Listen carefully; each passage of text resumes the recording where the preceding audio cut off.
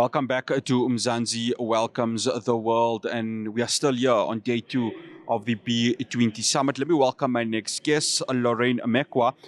She is a member of the B20 Infrastructure and Finance Task Team. And of course, they've played quite a huge role in finding a way to that path. And with that, of course, would lead to the recommendations of inclusive economic growth and, most importantly, infrastructure, so that Africa's economy and ultimately the global South's economy can grow. Lorraine, absolute pleasure having you on. Thank you so much for joining us. Thank you for having me.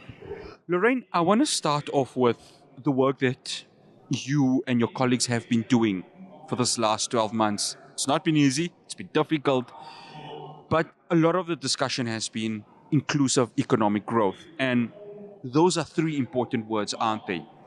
From the work that you have been doing, how close or how far are we in achieving that, especially from an African perspective?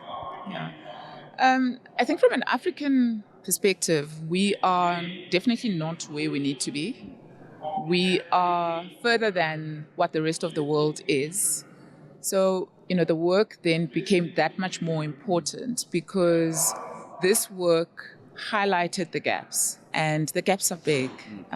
It means that there's a lot of low-hanging fruit that we can close and start seeing meaningful progress. And I think that the work that we did has really been about creating a understanding of where the gaps are. And that's been such an important thing because you have different experts from different fields in a task force such as what we have that came in and gave their contributions about what their experience on the ground is highlighting as the gap. So it's not, theoretical. This is about people's lived experiences in their different vocations and specialties that they have. And that I think is such good work that is so rich with the insights that we need in order to close the gaps. And I think if we need to make sure that we're carrying the work that we did as part of this task force, because that is where the playbook is in terms of how do we solve the problems that we've highlighted, the very big problems that we've highlighted. Lorraine, I was speaking to Lutando Vuba from Standard Bank, and he told me that deliberations good, it's nice to have deliberations, but there needs to be action to it. And if you are a citizen of Africa, if you're a citizen of the global South, you're asking that question. When are you, as the governments that represent us, going to have that action? Are we at a point now where whatever recommendations comes from this, I mean, it's been handed over to the G20 presidency, that there has to be actionable, tangible scenarios that happen on the ground? Only then will we see the growth that we want, that we speak about happening for the citizens of our continent and the global South. Yeah. So we are there. One of the things that I think is very useful that we did in how we came up with the recommendations is that we grounded it on existing information of what we're trying to change, where we have then specified KPIs and saying, this is where things currently are, and this is what we're trying to get to. This is what would look like success. And I think that's meaningful grounding so that it doesn't just end up being engagement for the sake of engagement, right? So that usefulness of carrying those KPIs and saying this is what we're seeking to improve and making sure that there are accountable people for these KPIs. If you think of how we work in corporates, it's about KPIs. That's how you get everyone to drive performance. So I think for me, that is the most important thing that we need to take out of this, because governments have a big role to play, but it's not just governments. There is the private sector has got a role to play, and being able to take these KPIs and say, this is what we're trying to contribute in order to get to this picture that was shared by this task team, then we will need to make sure that we are carrying these KPIs and having the responsible people come and say that this is how we're doing after a certain amount of time. I think that's important. That's how we'll make sure that these actually become something that changes both our lives as people who live on the African continent, Because otherwise then it becomes really interesting conversations with really great experts that then, never actually get to change anyone's life. You know, Lorraine, I had a conversation with Apusi Mavuso from Business Leadership South Africa, and one of my questions to her was how close or how far is public and private discussions? Because you've mentioned it. It's not just the public, the private sector also needs to come in. Of course, you're from the private sector. This has been a year that has tested that relationship, hasn't it? Are we still at a stage where that bridge can still be brought together, that private and public are working together to make sure that the economies of the world are growing, especially from a South African perspective? I think we are in as great a position now than we've ever been. Because if you consider governments and private institutions, we've got different objectives when we run our businesses, right? Government's objectives are about making sure that you've got an orderly society. They're setting the environment with their policies for growth and making sure that the citizens of the country are thriving and they are growing and the economy is growing and all of that. And the objectives of private businesses is entirely different, mostly profit driven for the different parties that they represent. So if it's investors, if it's shareholders, whatever it is, it's about making sure that you're getting the right outcomes for them. And so working together is always going to be a little bit of friction because the objectives of why we do the things we do are different. But I think what this process has done is that it's allowed us to really go into the detail of how we can better work together to say, I want this. I want the government to do more of this so that I can be able to see this so that me and my shareholder funds or my investor funds can be able to partake in these type of transactions, right?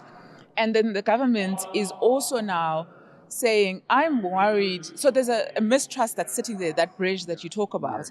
And I think these conversations are really breaking down where the source of that mistrust is. Because now everyone is sitting in the room and saying, these are my problems.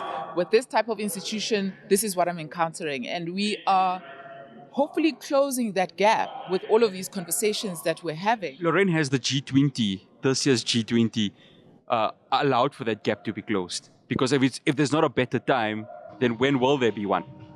So I think there isn't as good a environment to do that as there is now because of just the quality of the conversations that are happening and the quality of the individuals that are involved there.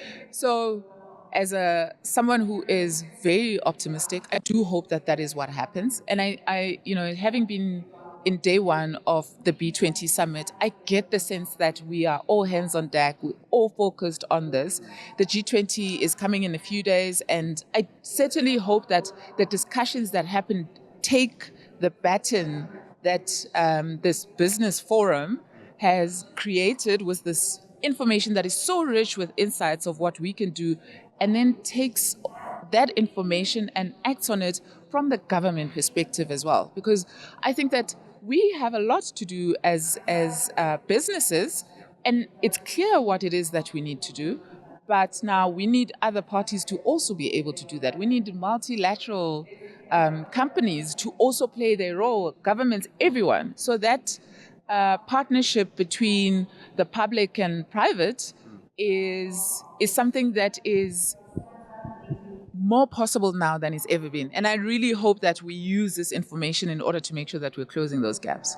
Lorraine, from an African trade perspective, obviously we got the African Free Trade Agreement.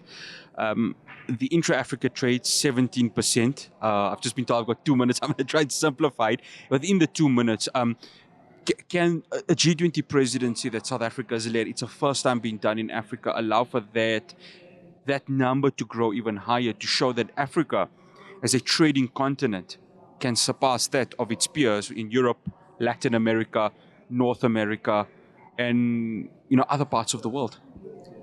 I do not see why we shouldn't, because we do want to trade together.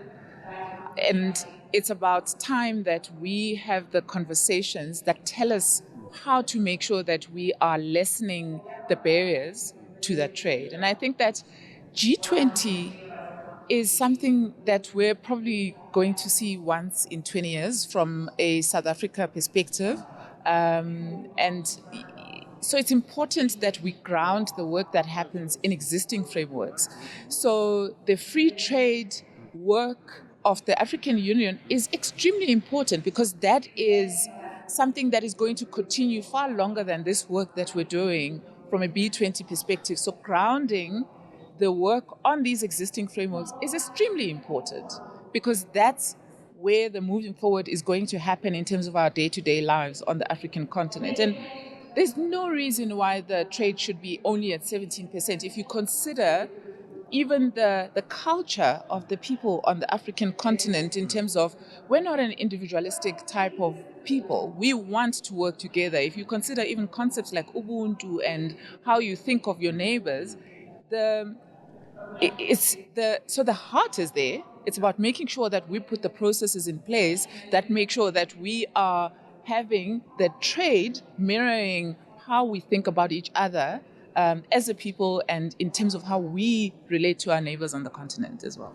Lorraine Mekwa, absolute pleasure having you on. Thank you so much for joining us. Thank you. It's been a real pleasure too. That's Lorraine Mekwa. She is part of the B20 Infrastructure and Finance Task Team. Do stay tuned to Mzansi Welcomes the World on Hilaal TV. We'll have more for you after this break.